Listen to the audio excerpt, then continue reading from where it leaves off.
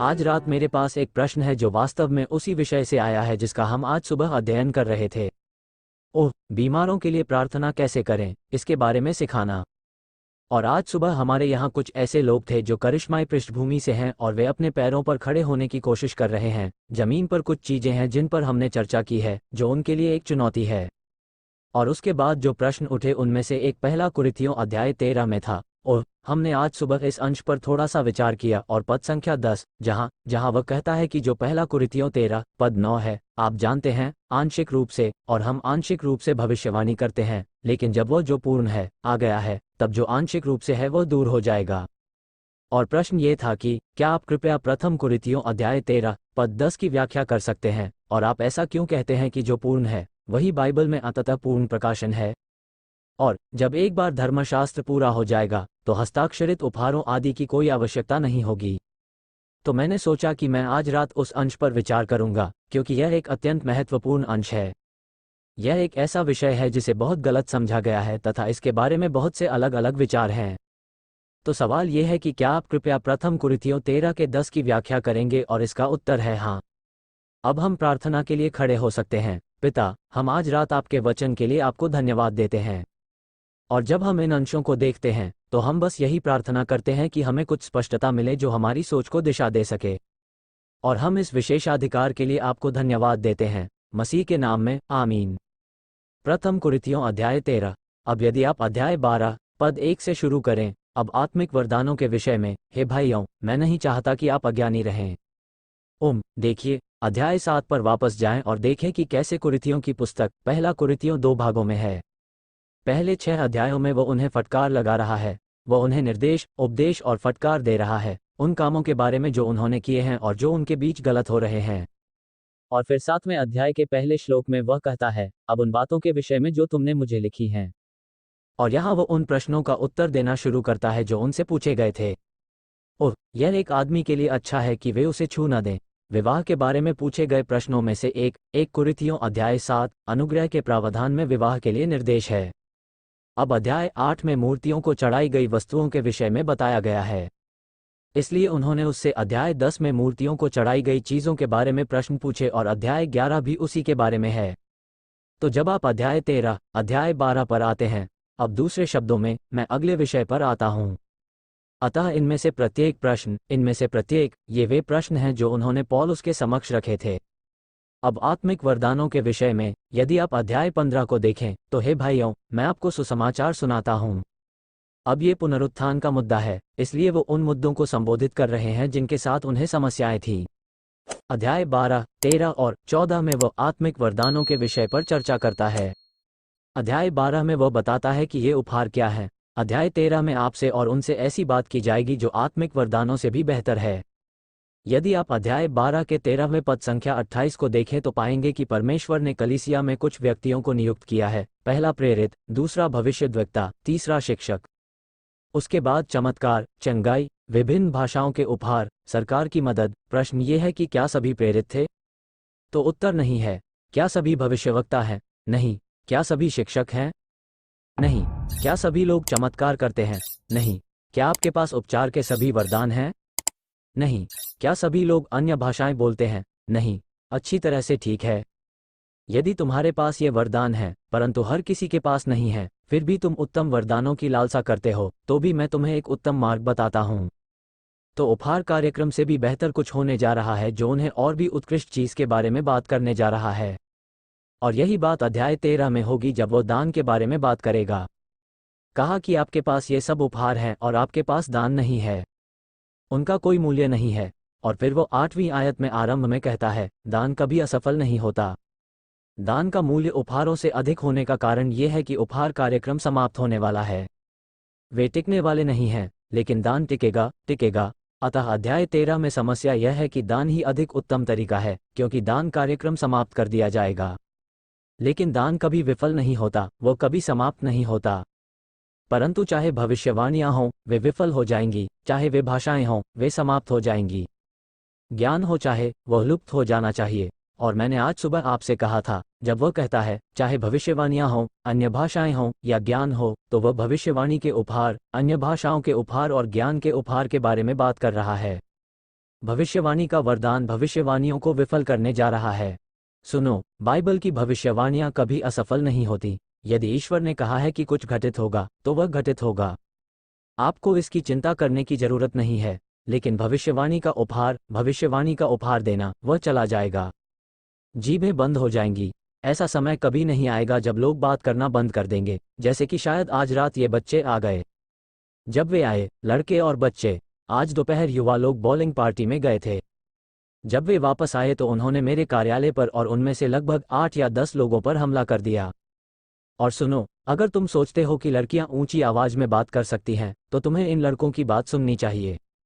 आदमी, मैंने अपने श्रवण यंत्र बंद कर दिए और मुझे लगा कि वे चले जाएंगे। वे M&M और स्किटल्स लेने आए थे और मैंने सोचा कि वे चले जाएंगे, लेकिन वे नहीं गए। और ऊंची आवाज में बात करते हुए वे हमेशा बात करते रहेंगे। तो जीभें, ये बात नहीं है, ये भाषाओं का उपहार है। और जब वह कहता है कि नहीं, ज्ञान होना चाहिए या नहीं, तो वह लुप्त हो जाना चाहिए। आपके पास कभी ऐसा समय नहीं आएगा जब आपको पता न हो।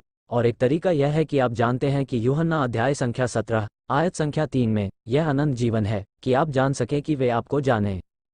यह मसीह पिता से बात कर रहा है, जो एकमात्र सच्चा परमेश्वर है, और यीशु मसीह से, जिसे परमेश्वर को जानना अनंत जीवन है। खैर, ज्ञान, परमेश्वर को जानना, अनंत जीवन कभी नहीं खत्म होने वाला है।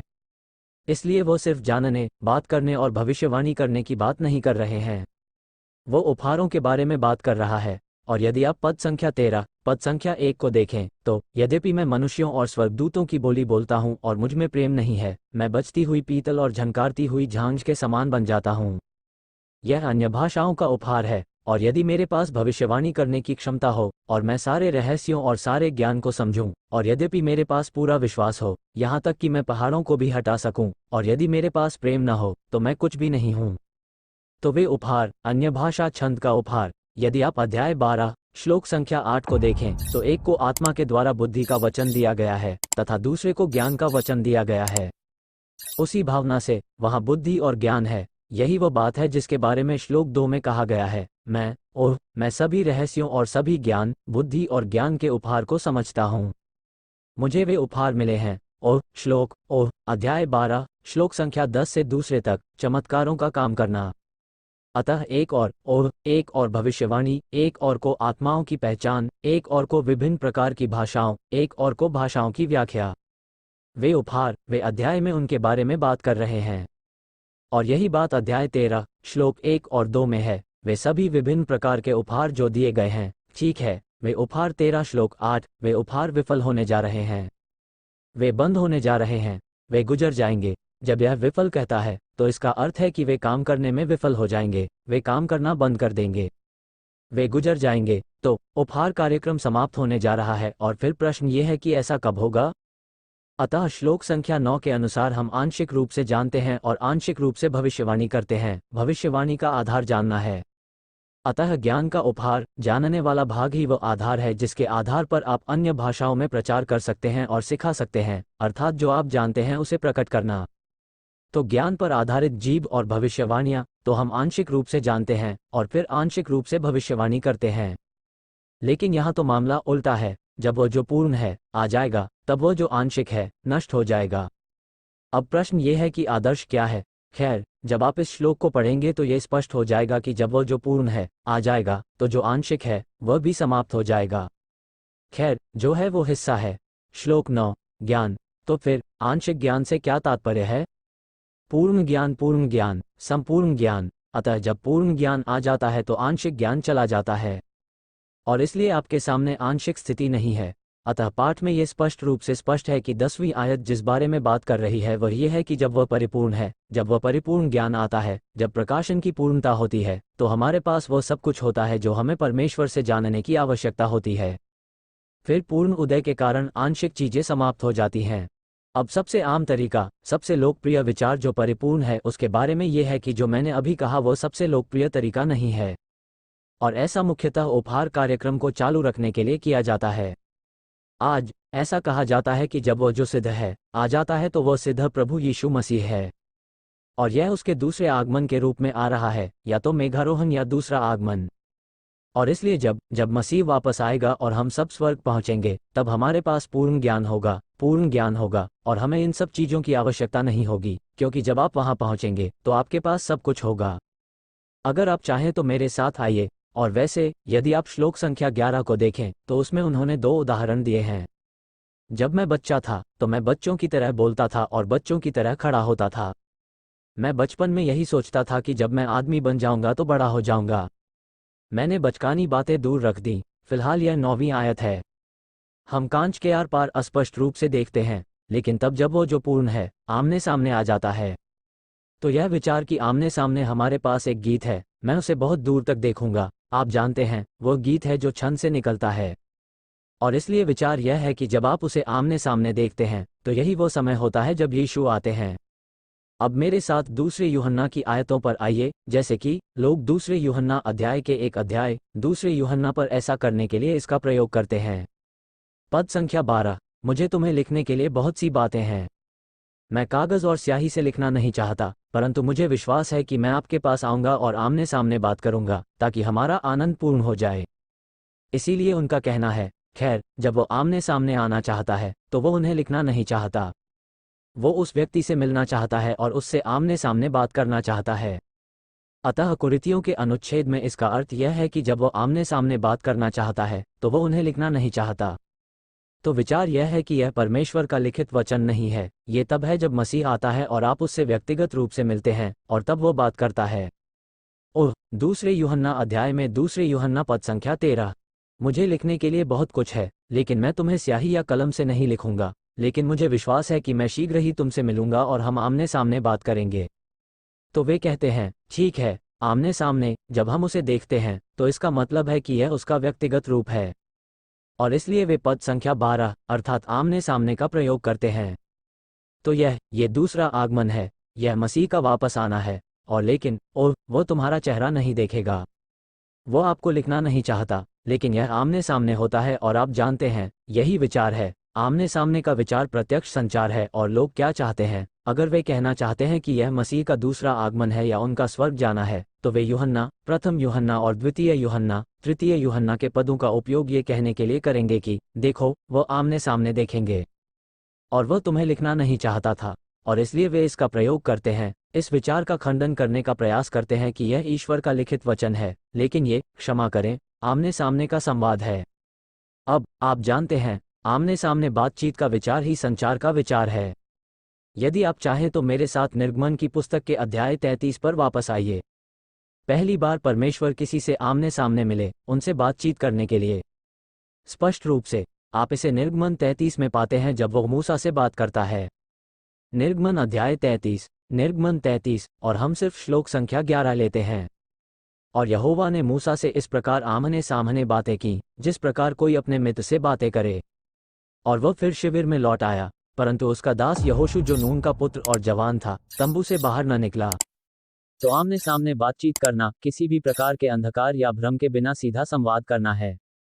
अध्याय संख्या 20 पर नजर डालें। नहीं, मुझे माफ कर दो, ये संख्याएं अध्याय 12 है। संख्याएं अध्याय 12। दोबारा ये घटना मरियम और हारून के साथ घटित हुई जब उन्होंने पद संख्या 8, पद संख्या 7, पद संख्या 12 7 में मूसा के विरुद्ध बातें की। मेरा दास मूसा ऐसा नहीं है, मेरे सारे घराने में कौन विश्वास योग्य है। ये प्रभु की वाणी है। अब मैं उसके साथ गुप्त बातें नहीं, बल्कि प्रत्यक्ष रूप से आमने सामने बातें करूंगा, और वह प्रभु का स्वरूप देखेगा। तो फिर तुम मेरे दास मूसा के विरुद्ध बोलने से क्यों नहीं डरे। और मैंने वह पढ़ा, बस आमने सामने होने का विचार कहें, जाहिर है, इस मामले में ये मुंह से मुंह है। दूसरे शब्दों में, मैं ये सुनिश्चित करूंगा कि कोई गलतफहमी न रहे। इसलिए जब आप आमने सामने की बात करते हैं तो आप स्पष्ट चर्चा की बात कर रहे होते हैं। तो आप पहले कुरिन्थियों 13 पर वापस आइए। आमने सामने का विचार बस इतना है कि यहाँ कोई अंधकार नहीं है, कोई गलतफहमी नहीं है। आपको चीजों की पूरी समझ मिल गई है। लेकिन जब आप श्लोक संख्या 9 और 10 पर वापस जाते हैं, इसमें शामिल महिलाओं को क्या आंशिक ज्ञान से छुटकारा मिलेगा। जीत तब होती है जब संपूर्ण ज्ञान सामने आ जाता है। अब आप यह मत सोचिए कि आप पूर्ण ज्ञान प्राप्त करने के लिए मसीह के दूसरे आगमन तक इंतजार नहीं करेंगे। मुझे खेद है, ऐसा नहीं होता। ऐसा नहीं होता। परमेश्वर यह नहीं कहता कि तुम बच्चे हो सकते हो, और जब तक तुम स्वर्ग नहीं पहुंच जाते तब तक तुम्हें बचकानी बातें त्यागने की आवश्यकता नहीं है। आपसे अभी बड़े होने की अपेक्षा की जाती है, लेकिन आप कैसे बड़े हो सकते हैं? आपको वहां क्या है इसकी पूर्ण समझ होनी चाहिए। तो यदि आप पुनः श्लोक संख्या 9 पर वापस जाएं, क्योंकि हमारा ज्ञान अधूरा है और हमारी भविष्यवाणी अधूरी है। यदि आप रोमियो के अध्याय 12 पर वापस आते हैं, तो ये बात रोमियो 12 के भाग के बारे में है। क्योंकि मैं उस अनुग्रह के कारण जो मुझे दिया गया है, तुम में से हर एक से कहता हूं कि जैसा समझना चाहिए, उससे अधिक कोई भी अपने आप को न समझे, पर जैसा परमेश्वर ने हर एक को परिमाण के अनुसार बांट दिया है, वैसा ही सुबुद्धि के साथ अपने को समझे। दूसरे शब्दों में, लोगों को एक हद तक विश्वास दिया गया है। पद संख्या 6। सो उस अनुग्रह के अनुसार जो हमें दिया गया है, हमें भिन्न भिन्न वरदान मिले हैं। चाहे भविष्यवाणी हो, मनुष्य को विश्वास के अनुपात के अनुसार भविष्यवाणी करनी चाहिए। एक माप और अनुपात इसका पूरा हिस्सा नहीं है। उन्हें अभी भी इस बात पर पूरा विश्वास नहीं है कि आप अपने पास मौजूद ज्ञान के आधार पर ही काम करते हैं। वह ऐसा इसलिए कह रहे हैं क्योंकि हम जानते हैं कि हमारे पास सब कुछ नहीं है। हम जानते हैं कि अभी और भी कुछ होने वाला है। 2 कुरिन्थियों 12 की पहली आयत में पौलुस कहता है, मैं प्रभु के दर्शनों और प्रकाशनों के पास आऊंगा, और वह जानता है कि उसे और अधिक प्रकाशन और अधिक जानकारी मिलेगी। उसे ये सब नहीं मिला था। तो वह बिंदु, वह स्थान जहां प्रगतिशील रहस्योद्घाटन ज्ञात किया जा रहा है, और वह जानता है कि और भी कुछ आने वाला है। तो आप ऐसे समय में हैं जब उनके पास पूर्ण ज्ञान नहीं बल्कि आंशिक ज्ञान ही था। अतः 10वीं आयत, जब वह जो पूर्ण है आ गया है, जब संपूर्ण समाप्त हुआ, संपूर्ण प्रकाशन आ गया है, तो इसका क्या महत्व है? मैंने प्रश्न पूछा कि आंशिक ज्ञान से क्या छुटकारा होता है, और इसका उत्तर भी बिल्कुल सही था। खैर, एकमात्र चीज जो आंशिक ज्ञान को दूर करती है वह है पूर्ण ज्ञान। आप ज्ञान को पूरा करें, आप इसे भरें ताकि वे जान सकें। पॉल जानता है कि एक समय ऐसा आएगा जब ऐसा होगा। ज्ञान, रहस्योद्घाटन पूर्ण होने जा रहा है। अब वह आपको पद 11 और पद 12 में 2 उदाहरण देता है, और वे दिलचस्प हैं। जब मैं बच्चा था, तो एक बच्चे को अधूरा ज्ञान होता है। मैं बच्चे की तरह बोलता था, बच्चे की तरह समझता था, और बच्चे की तरह सोचता था। तो मेरी समझ, मेरी सोच, मेरी परिपक्वता का स्तर एक बच्चे जैसा था। लेकिन जब मैं बड़ा हो गया, तो मैंने बचकानी बातें त्याग दी। अब यह एक दिलचस्प बात है। उनका कहना है कि उपहार कार्यक्रम वास्तव में बचकाना है। अतः यदि आप उपहार कार्यक्रम पर ध्यान केंद्रित कर रहे हैं, उपहारों को पुनः प्राप्त करने का प्रयास कर रहे हैं तथा अलौकिक सशक्तिकरण के तहत कार्य कर रहे हैं जो सीधे धर्मशास्त्र के माध्यम से नहीं, बल्कि एक अलौकिक चीज के माध्यम से आता है, तो आप एक बचकानी परिस्थिति पर ध्यान केंद्रित कर रहे हैं। और यदि आप इसका अनुसरण करते हैं, तो आप समझ जाएंगे कि यह बचकाना ऑपरेटिंग सिस्टम इसी प्रकार का है। अब श्लोक 12, अब जब मैं बच्चा हूं। अब श्लोक 9, आंशिक ज्ञान को हम शीशे के आर पार स्पष्ट रूप से देखते हैं। अब वह गिलास, दूसरे कुरिन्थियों के अध्याय 3 पर नजर डालें। ये परमेश्वर के वचन का एक रूप है। दूसरा कुरिन्थियों अध्याय 3 पद 18, क्योंकि हम सब के सब खुले चेहरे से प्रभु का तेज देखते हैं, जैसे दर्पण में, कि तुम दर्पण के विषय में बात कर रहे हो और दर्पण में देख रहे हो। लेकिन वह दर्पण मेरे साथ जेम्स के पास आओ। अध्याय 1 परमेश्वर का वचन है। जेम्स अध्याय 1 श्लोक 22, याकूब 1 के 22 पर वचन पर चलने वाले बनो, और केवल सुनने वाले ही नहीं जो अपने आप को धोखा देते हैं। यदि कोई वचन का सुनने वाला हो और उस पर चलने वाला न हो, तो वह उस मनुष्य के समान है जो अपना स्वाभाविक मुंह दर्पण में देखता है। वह अपने आप को देखकर चला जाता है और तुरंत भूल जाता है कि मैं कैसा था।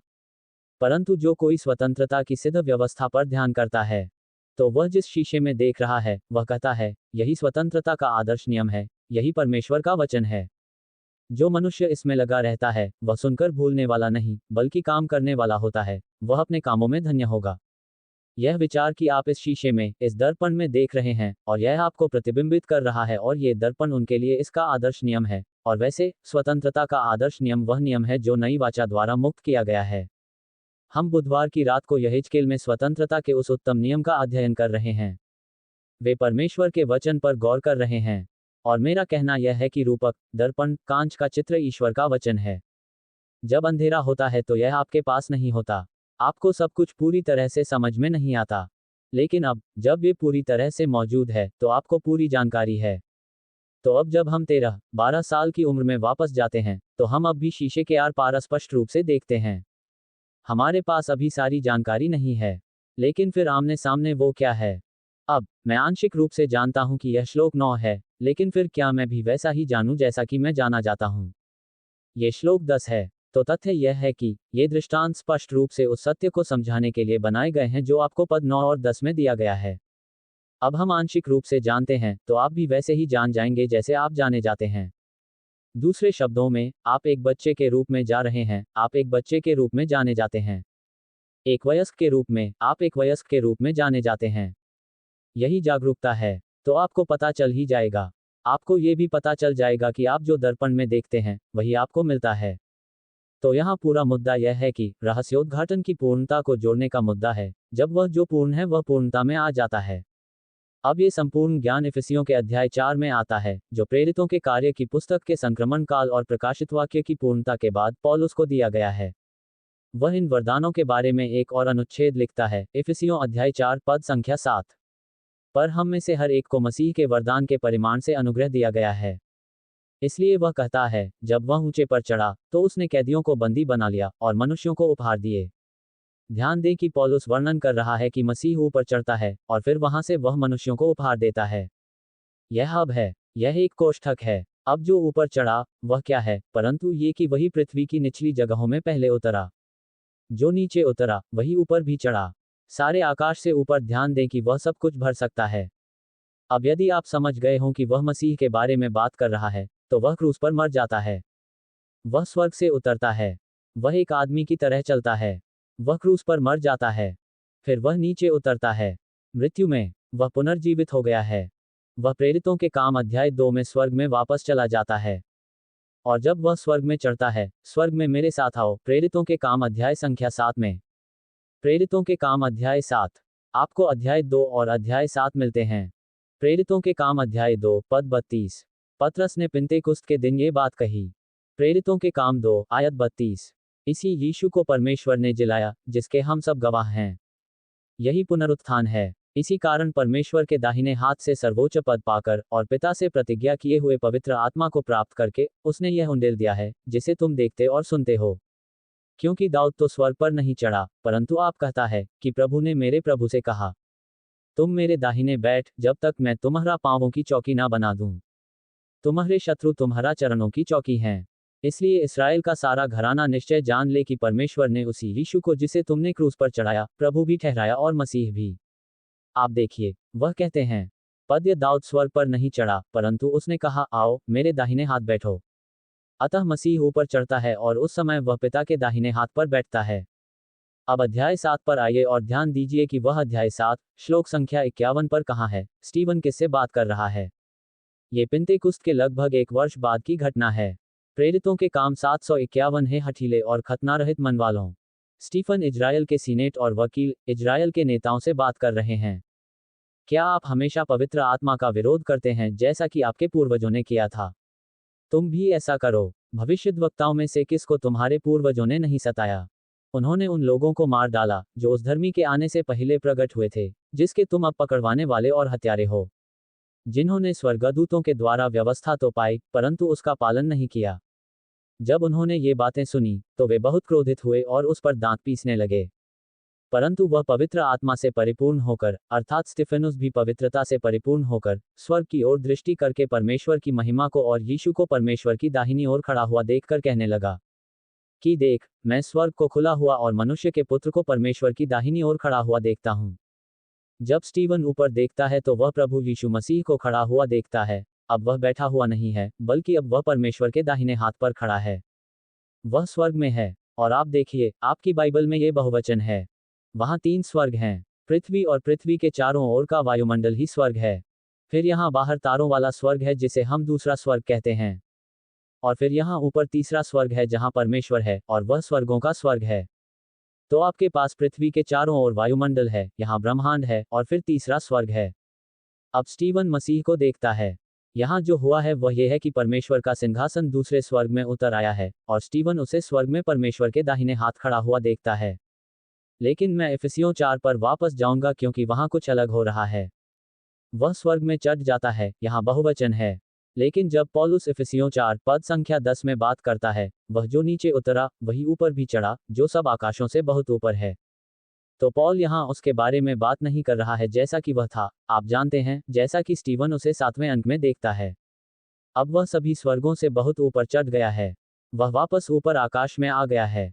वह ब्रह्मांड से बाहर है, यहीं ऊपर। और उस स्थिति में वह क्या करता है? पद 11 में उसने कुछ प्रेरितों को भविष्यद्वक्ता, सुसमाचार प्रचारक, पादरी नियुक्त किया। वह इफिसियों अध्याय 4 में वरदान देता है, यहाँ नीचे की स्थिति से नहीं, बल्कि यहाँ ऊपर की स्थिति से, अर्थात सारे स्वर्गों से भी ऊपर। ये देना वह देना नहीं है। यह एक अलग अनुवर्ती दान है जो व्यवस्था के बाद और अनुग्रह की व्यवस्था के आरंभ के संबंध में दिया जाता है। अब उन उपहारों को देने के विषय में पद संख्या 11 में उपहारों की सूची दी गई है। उपहारों का उद्देश्य संतों को सिद्ध बनाना, सेवकाई का कार्य करना तथा मसीह की देह का निर्माण करना है। अब पद 13 के पहले शब्द पर ध्यान दें। जब तक आप श्लोक 11 में नहीं देखते, वहां लिखा है, उसने दिया। ये भूतकाल है। वह नहीं दे रहा है। उसने उन्हें दे दिया। उसने उन्हें तब तक समय दिया जब तक कुछ निश्चित चीजें घटित नहीं हो गईं। यह कोई स्थायी कार्यक्रम नहीं है। उसने उपहार दिए, प्रेरित, भविष्यद्वक्ता, पादरी और शिक्षक जब तक कुछ घटित नहीं हुआ। तब वह उन्हें और कुछ नहीं देगा, क्योंकि जब तक हम सब विश्वास की एकता में नहीं आ जाते, तब तक उसे और कुछ देने की आवश्यकता नहीं है। यह आस्था की एकता नहीं है, यह आस्था की एकता है। आप आस्था की बात करते हैं, आप किसी चीज पर विश्वास करते हैं। लेकिन जब आपकी बाइबल विश्वास के बारे में बात करती है, तो वह उस सिद्धांत के बारे में बात कर रही होती है जिस पर आप विश्वास करते हैं। अतः एक बार विश्वास की एकता हो जाने पर, सभी सिद्धांत एक स्थान पर एकीकृत हो जाते हैं, जहां आप सभी इसे जानते हैं। जब तक हम सब विश्वास और परमेश्वर के पुत्र के ज्ञान में एकता में नहीं आ जाते, तब तक विश्वास की एकता का संबंध आपको ये समझ देने से है कि परमेश्वर कौन है, प्रभु यीशु मसीह कौन है, परमेश्वर ने एक सिद्ध मनुष्य के रूप में उसमें क्या किया है। खैर, यह एक उत्तम बात है। उत्तम मनुष्य यह है, विश्वास की एकता का होना, सिद्धांत की संपूर्णता जिस पर हमें विश्वास करना है, जो हमें ये जानने की क्षमता देती है कि परमेश्वर का पुत्र कौन है। क्या हम सभी विश्वास और परमेश्वर के पुत्र के ज्ञान की एकता में आते हैं? विश्वास और ज्ञान की एकता से क्या प्राप्त होता है? यह आपको पूर्ण मनुष्य तक, मसीह की परिपूर्णता के कद के माप तक ले जाता है, ताकि आप वास्तव में इस बात की पूरी समझ प्राप्त कर सकें कि प्रभु यीशु मसीह कितने बड़े हैं, न केवल सांसारिक कार्यक्रम में, बल्कि स्वर्गीय कार्यक्रम में और उनके परिमाण में भी। यदि आप अध्याय 3, पद संख्या 18 में वापस जाएं, ताकि हम सभी संतों के साथ समझने में सक्षम हो सकें कि चौड़ाई और लंबाई और गहराई और ऊंचाई कितनी है, और मसीह के प्रेम को जान सकें, तो मसीह में परमेश्वर के कार्यों की सारी महानता अब प्रकट हो गई है, ज्ञात हो गई है। और जब आपके पास वह पूर्ण मनुष्य होगा, तो आपको उसका पूर्ण ज्ञान होगा। अतः अब से प्रकाशन की पूर्णता यह है कि हम अब से बच्चे न रहें, जो हर प्रकार की सिद्धांत की हवा, मनुष्यों की चालाकी और चतुराई से इधर उधर उछाले जाते हों, जिससे छल की भूमि पर प्रेम में सत्य बोलें, और सब बातों में उसी में बढ़ें जो सिर है। दूसरे शब्दों में, हमारे पास संपूर्ण ज्ञान है जिसे हम इधर उधर नहीं भटका सकते। अतः जब वह उस बात के बारे में बात कर रहा है जो परिपूर्ण है, तो वह परमेश्वर जो कर रहा है उसकी समझ की पूर्णता के बारे में बात कर रहा है। और अब आपको विश्वास और परमेश्वर के पुत्र के ज्ञान की एकता मिल गई है। आप ये सब ले लो। और दूसरे तीमुथियुस अध्याय 3 के बारे में आप कहते हैं, यदि यह सारी जानकारी दी गई है तो आप इसे कहाँ पा सकते हैं, ये कहाँ है? खैर, भगवान ने इसे एक किताब में डाल दिया ताकि आप इसे प्राप्त कर सकें। अब आपको कुछ खास लोगों के साथ उपहार की आवश्यकता नहीं है। प्रत्येक व्यक्ति समान रूप से पुस्तक प्राप्त कर सकता है। दूसरा तीमुथियुस अध्याय 3, श्लोक 16, संपूर्ण पवित्र शास्त्र परमेश्वर की प्रेरणा से दिया गया है और लाभदायक है। ध्यान दें कि प्रेरणा क्या है। ये लिखने वाले लोग नहीं हैं, बल्कि यह वह पुस्तक है जो उन्होंने लिखी है। आत्मा में प्रेरणा। परमेश्वर ने अपनी आत्मा को लिया और उसे कुछ शब्दों में डाल दिया, और उन शब्दों को एक पृष्ठ पर लिख दिया। इसलिए जब आप प्रेरणा के बारे में बात करते हैं, तो अधिकांशतः धर्मशास्त्र में आप मनुष्यों के साथ घटित होने वाली किसी घटना के बारे में बात कर रहे होते हैं। प्राचीन काल के पवित्र पुरुष पवित्र आत्मा से प्रेरित होकर बोलते थे। परंतु पवित्र आत्मा का वह कार्य जो वचनों को डालता है, उन्हें परमेश्वर के वचनों को जानने की क्षमता प्रदान करता है। फिर वे उन्हें लिख लेते हैं, और जो शब्द वे लिखते हैं उनमें परमेश्वर अपनी आत्मा डाल देता है। अतः प्रेरणा पवित्र शास्त्र में है, पृष्ठ पर लिखे शब्दों में है।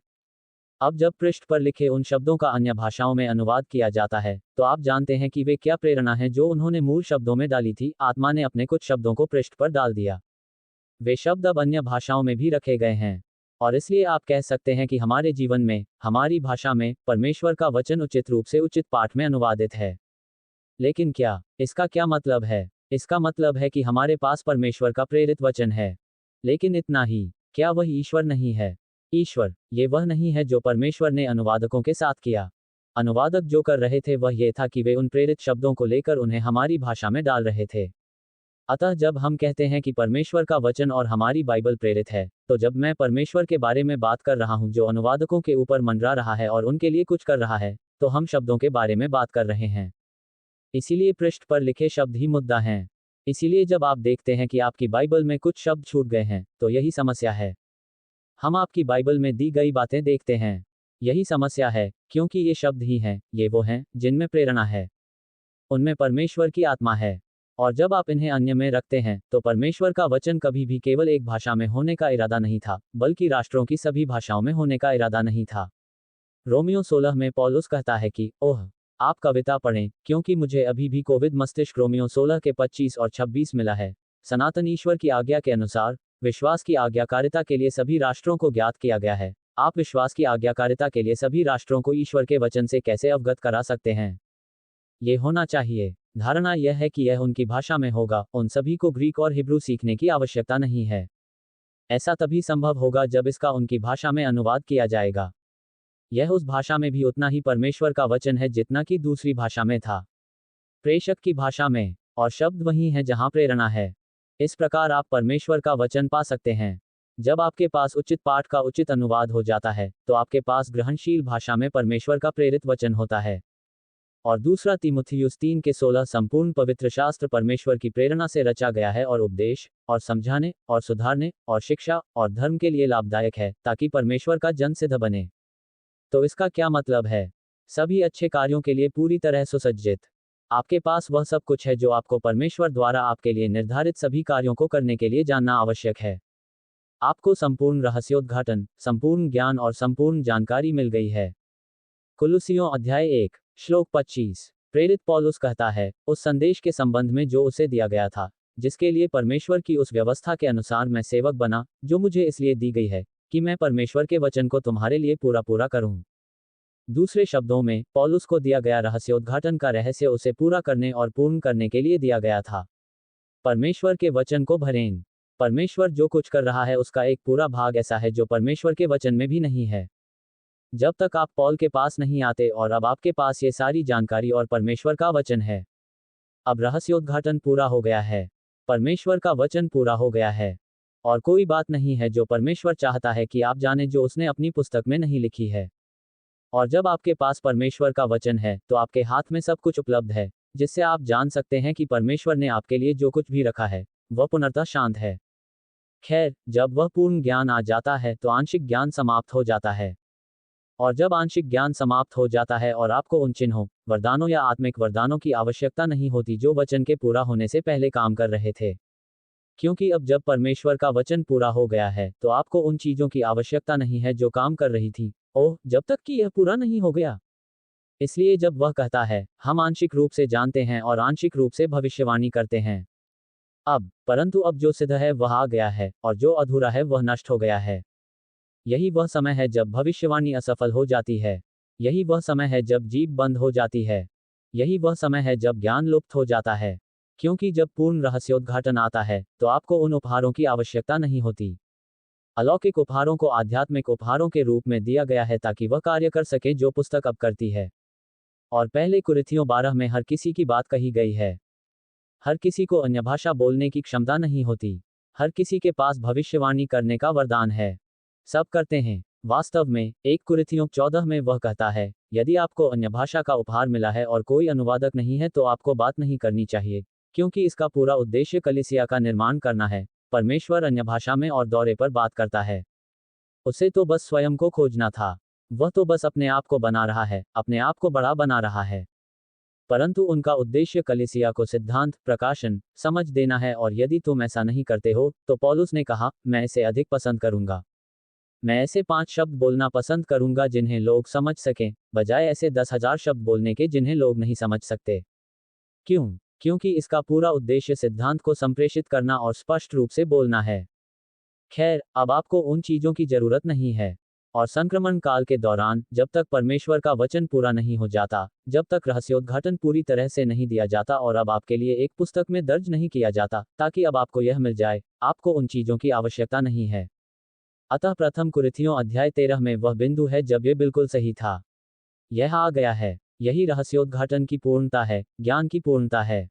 अब यह आंशिक है। और वह पूर्ण रहस्योद्घाटन अब आपके लिए एक पुस्तक में उपलब्ध है। और यह आपको पूर्ण बनाने में सक्षम है, सभी अच्छे कार्यों के लिए पूर्ण रूप से सुसज्जित करने में सक्षम है, वह सब कुछ जो आपको करने की आवश्यकता है, वह सब कुछ जो परमेश्वर चाहता है कि आप जानें, वह सब कुछ जो उसने आपसे करने के लिए कहा है, वह सब उस पुस्तक में है। और आप उस पुस्तक को ले सकते हैं, उस पर विश्वास कर सकते हैं और उसके बारे में लिख सकते हैं और उसे अपने जीवन में लागू कर सकते हैं। और आप देखेंगे कि उसकी इच्छा पूरी हो रही है। ठीक है, तो सबसे पहले कुरिन्थियों 13 मेरे लिए वैसे भी एक सीधा सा मार्ग है जो आपको बताता है कि यह क्या है, और आपको इसे कुछ ऐसा बनाने की कोशिश करने के लिए बहुत सारे होप से गुजरने की ज़रूरत नहीं है जो यह नहीं है, वह बस ये बहुत सीधा है। इसलिए, ठीक है, मैंने तुमसे कहा था कि मैं इसे 10 मिनट में समझा सकता हूँ। इसमें केवल 35 मिनट लगे। ठीक है, कोई प्रश्न?